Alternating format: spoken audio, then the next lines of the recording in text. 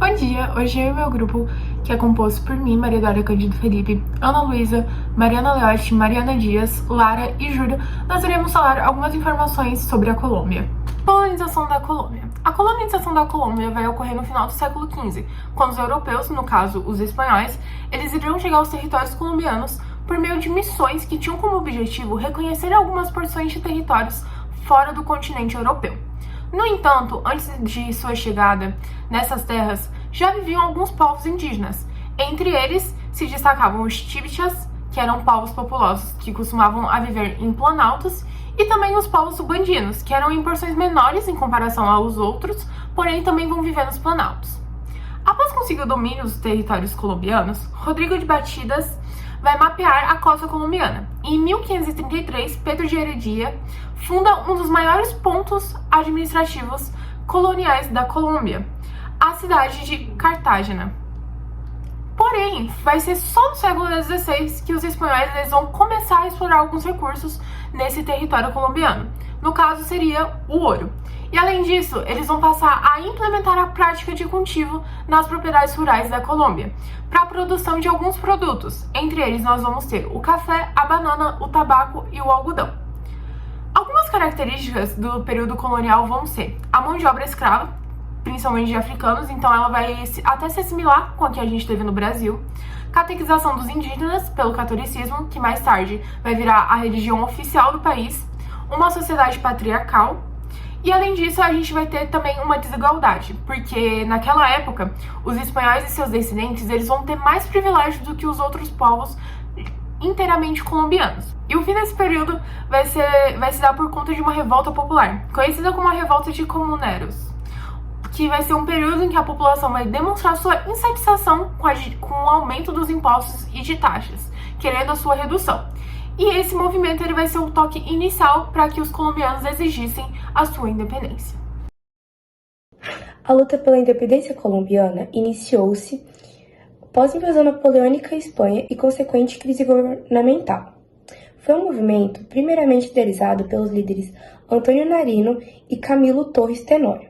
Posteriormente, houve a participação do famoso líder Simão Bolívar. Esse movimento acabou em 1819, com a vitória dos colombianos e a criação do Vice-Reinado de Nova Granada, a atual Colômbia que conhecemos. Fatos antecedentes a esse movimento ocorreram em 1780, quando a coroa espanhola aumentou os impostos difundidos aos colombianos e esses passaram a lutar por seus direitos. Em seus discursos, os colombianos diziam "Viva o rei e abaixo o governo". Isso nos mostra que os colombianos, na verdade, não estavam insatisfeitos com a figura do rei, mas sim com as ações realizadas pela coroa. Olá, bom dia! Hoje eu vou falar sobre a nova ordem mundial da Colômbia. Durante quase toda a segunda metade do século XIX, a Colômbia ela sofreu impactos fortes de uma guerra civil, centrada em conflitos liberais e conservadores. Além da recuperação da economia, ela ocorreu durante o governo do Rafael Reis, período com a Colômbia reconheceu a independência do Panamá. Ele recebeu por isso uma indenização de 25 milhões de dólares, paga pelos Estados Unidos, de uma vez que o país visava com a construção do Canal do Panamá. Sem conseguir conter a crise, o Estado ele foi novamente decretado em 1965. E o revolucionário do 19 de abril, é importante salientar que o FARC ele surgiu como um grupo que tinha o objetivo de implementar o socialismo naquela região. E com o passar dos anos, o grupo acabou se envolvendo com narcotráfico e também guerrilha paga. O ambiente de prosperidade dissolveu-se na medida que a região foi impactada pelo tráfico de drogas e principalmente pela ação que o quartel de Medellín que estruturou um poder paralelo naquela região e manipulando várias pessoas. Os quartéis Medellín e de Cali, eles foram os maiores produtores de cocaína no mundo. Em 1989, o presidente Virgínio Barco Vargas lançou um movimento do repúdio cartel, e após o assassinato de algumas figuras importantes no país. Em agosto de 2009, o Partido Social da Unidade Nacional ele entregou ao Supremo Tribunal Eleitoral cerca de 5 milhões de assinaturas exigindo o terceiro mandato de Uribe. Bom, agora eu vou falar um pouquinho sobre os aspectos econômicos e políticos na Colômbia atual. A Colômbia é uma república presidencialista e eles adotam o princípio da separação dos três poderes. Atualmente, o presidente é o Gustavo Petro, que ficou conhecido por denunciar esquemas de corrupção entre facções criminosas e políticos. Ele defende a reforma tributária, a preservação da Amazônia e também o combate à desigualdade social. Outro fato importante é que na Colômbia existe a FARC, que é a Força Armada Revolucionária da Colômbia. É uma guerrilha bem famosa e eles defendiam a implementação do socialismo no país. Só que em 2016, eles assinaram um tratado de paz com o governo, que na época era o presidente Juan Manuel Santos, e que até chegou a ganhar um prêmio Nobel da Paz por isso. Bom, a Colômbia também se destaca no ramo da economia, é a quarta maior economia da América do Sul. O seu PIB é 351 bilhões de dólares e o PIB por capita é 7 mil dólares. Bom, na Colômbia se destaca a exploração de combustíveis fósseis, como o petróleo e o gás natural, minérios também, como o ouro e o carvão mineral, o látex e também a agricultura. A agricultura é muito forte devido à exportação de café, que é a terceira maior do mundo, e eles também produzem cacau, banana, milho e algodão. Agora eu vou falar um pouco sobre a parte cultural da Colômbia. A Colômbia é um país muito rico culturalmente, que mistura as culturas indígena, africana e espanhola. A cultura colombiana, ela tem como marca a forte musicalidade e a influência de populações tradicionais, como, por exemplo, os caribenhos, além de grupos indígenas locais. Músicas e danças. A Colômbia, com muitas influências culturais, é um país que ficou conhecido pelos seus ritmos musicais e danças típicas, algo que ficou bem evidente com as canções do filme Encanto. Agora, falando um pouco sobre as danças. O bambu, ele tem suas origens ligadas aos Andes colombianos, e por ter uma ligação histórica e territorial, é visto como uma das danças mais representativas dentro do país. Champeta, a dança de origem africana, e ela é uma dança mais atual. Ela não é tão conhecida quanto as outras danças. Eu vou falar um pouco sobre a moda na Colômbia. Bom, esse país, ele é conhecido por ter roupas muito coloridas, com estampas vibrantes e tecidos leves e frescos. A moda colombiana, ela é influenciada pela cultura indígena, africana e também pela cultura espanhola.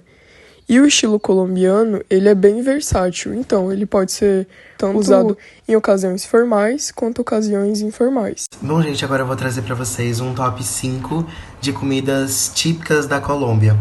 Bom, em quinto lugar, eu trouxe pra vocês as empanadas colombianas. Elas são muito famosas lá e elas são meio que aqueles pratinhos não é petisco, aqueles pratinhos mesmo de entrada antes da comida principal. E elas são basicamente aqueles passeizinhos de festa, só que um pouco maior.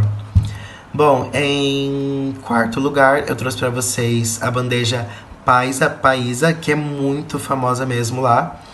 E é conhecida como o prato mata fome, porque ela vem bem recheada, não, ela vem com bastante comida. Eu trouxe essa foto pra vocês, só que não parece ser tão grande, mas eu vi o vídeo e, tipo assim, é bem grande mesmo. Ela pode ser considerada até que dá pra 2 pessoas. E agora, em terceiro lugar, eu trouxe pra vocês... terceiro lugar, eu trouxe pra vocês o patacones, que é patacones. Gente, eu não sei pronunciar, tá? Bom, de qualquer forma, ele é basicamente uma banana frita da terra, aquelas bananas da terra frita. E elas podem ser recheadas também em cima. São bem famosas. E... parece ser gostoso, né? Parece ser gostoso. Em segundo lugar, tem o arroz de coco, que é basicamente feito com leite natural de coco. E é só isso a diferença dele, que ele tem feito com leite natural de coco. Mas ele tem esse aspecto mais amarronzado.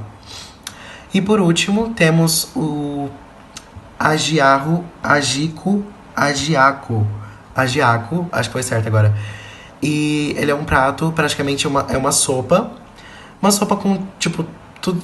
Sabe aquela sopinha que a gente vai juntando que tem os restos? Mas aqui no caso não vai ser os restos, né? Vai ser, tipo... a gente nunca sabe, né? Mas, tipo assim, é basicamente uma sopa com... Olha, com umas coisinhas aí.